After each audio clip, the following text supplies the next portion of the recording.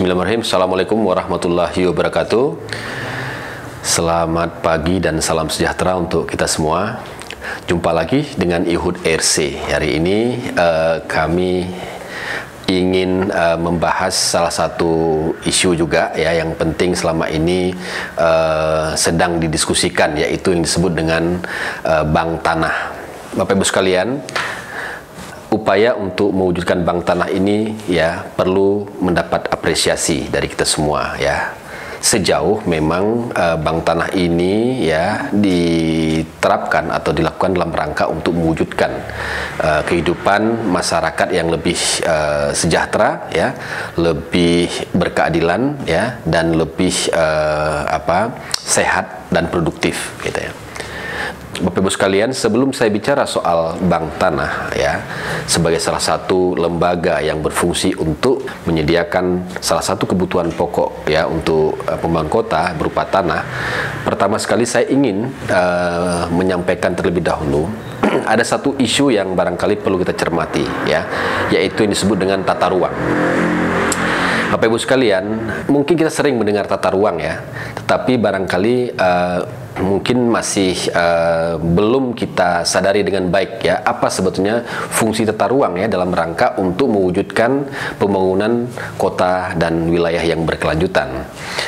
Bapak Ibu sekalian, jadi ketika kita ya memiliki sebuah visi tadi ya membangun pembangunan wilayah dan kota yang berkelanjutan, maka sebetulnya salah satu bentuk nyata ya dari menerjemahkan visi tadi ke dalam dunia nyata itu ada terjemahnya di dalam sebuah dokumen ya yang disebut dengan dokumen tata ruang. Jadi dokumen tata ruang ini ya menerjemahkan kita, mimpi-mimpi kita tadi ya. Tentu saja mimpi tadi itu melahirkan program dan aktivitas, dan itu semua itu dilakukan di mana? Tentu dalam satu ruang ya. Nah, apakah itu kebutuhan aktivitas pembangunan kota, misalnya tentang pertokoan, aktivitas komersil, aktivitas perindustrian dan sebagainya. Nah, itu semua itu ada di dalam ruang ya. Nah, ruang ini ya tentu saja dalam pengertian luas ya. Salah satunya adalah lahan ya sebagai tempat untuk aktivitas ya. Nah, lahan di tiap-tiap tempat itu tentu saja ya penguasaannya tidak sama ya. Ada yang luasnya terbatas, ada yang luasnya berlimpah begitu ya. Nah, oleh karena itu agar cita-cita yang kita ingin sampaikan tadi itu terwujud, maka perlu diterjemahkan ke dalam yang namanya rencana tata ruang. Ya, nah rencana tata ruang itu ya salah satunya berisi tentang ruang-ruang yang kita butuhkan untuk menampung berbagai aktivitas. Di sisi yang lain juga ada namanya jaringan utilitas yang untuk memungkinkan semua ruang-ruang yang ada tadi berfungsi sebagaimana yang kita harapkan ya. Di situ ada jalan ya, di situ ada jaringan listrik, di situ ada berbagai macam utilitas yang nanti diharapkan memainkan peran agar ruang-ruang yang sudah kita atur tadi bisa berfungsi sebagaimana mestinya. Nah, berbicara tentang bank tanah, sebetulnya adalah satu lembaga ya yang berusaha untuk mewujudkan bagaimana rencana yang sudah disusun itu ke dalam tataran implementatif ya. Salah satunya ketika kita bicara tentang kebutuhan publik ya, misalnya rumah sakit ya. Nah, rumah sakit itu tentu saja dibutuhkan lahan ya. Nah, selama ini memang ya kalau kita melihat bank tanah ini idenya sudah lama ya. Tetapi dalam konteks kepentingan publik ini masih suatu hal yang baru ya. Jadi kalau kepentingan private kita sudah paham ya, banyak sekali ya lembaga-lembaga institusi private yang memang tugasnya untuk mencari lahan-lahan tersebut untuk mewujudkan kepentingan mereka. Ya, jadi ya tentu saja ya dalam hal ini untuk kepentingan bisnis. Nah, bagaimana dengan kepentingan publik ya? Misalnya rumah sakit untuk publik ya, rumah tinggal untuk publik ya. Yang dalam hal ini ya pengertiannya adalah rumah yang digunakan untuk kepentingan orang banyak ya dalam hal ini. Jadi tidak melihat apakah dia mampu membeli atau tidak mampu membeli, tapi bagaimana kita menyediakan rumah yang bisa kita akses oleh orang yang tidak mampu sekalipun. Nah, ini kan masuk dalam kriteria publik. Nah, oleh karena itu selama ini yang menurut saya penting adalah salah satu fungsi dari bank tanah ini ya, bagaimana memastikan lahan itu tersedia. Tapi bagaimana dia bisa berfungsi, maka kita tidak boleh lupa ya tentang apa yang disebut tata ruang tadi. Kenapa?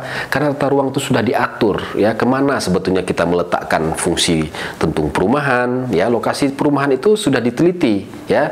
Tentu saja tidak semua lokasi itu cocok untuk perumahan ya, daerah rawan untuk daerah resapan air misalnya dan sebagainya. Nah, ini kan tidak bisa kita lepaskan dari pembangunan kota secara komprehensif ya, juga terkait dengan infrastruktur yang mendukungnya ya. Oleh karena itu, ketika kita sudah membuat sebuah perencanaan di mana kita meletakkan zona perumahan, di mana kita meletakkan zona kawasan industri komersil dan sebagainya dalam rangka kepentingan publik, maka bank tanah inilah yang fungsinya nanti menjaga ya, mengawal tata ruang yang sudah disusun tadi ya, dalam rangka untuk mewujudkan visi tadi bisa diimplementasikan di lapangan. Nah, ini barangkali satu hal yang ingin saya sampaikan ya, manakala sekarang ini wacana ya tentang pembentukan bank tanah itu demikian mengemuka ya, hanya dalam hal ini yang penting saya ingatkan adalah bagaimana jangan sampai kita lupakan bank tanah ini sebetulnya dia bukan fungsi hanya sekedar mencari tanah, tetapi juga berfungsi untuk memastikan tanah-tanah yang dibutuhkan itu sesuai dengan arah dan tujuan dari tata ruang yang sudah disusun. Bapak Ibu sekalian, kira-kira seperti itu ya yang ingin saya sampaikan.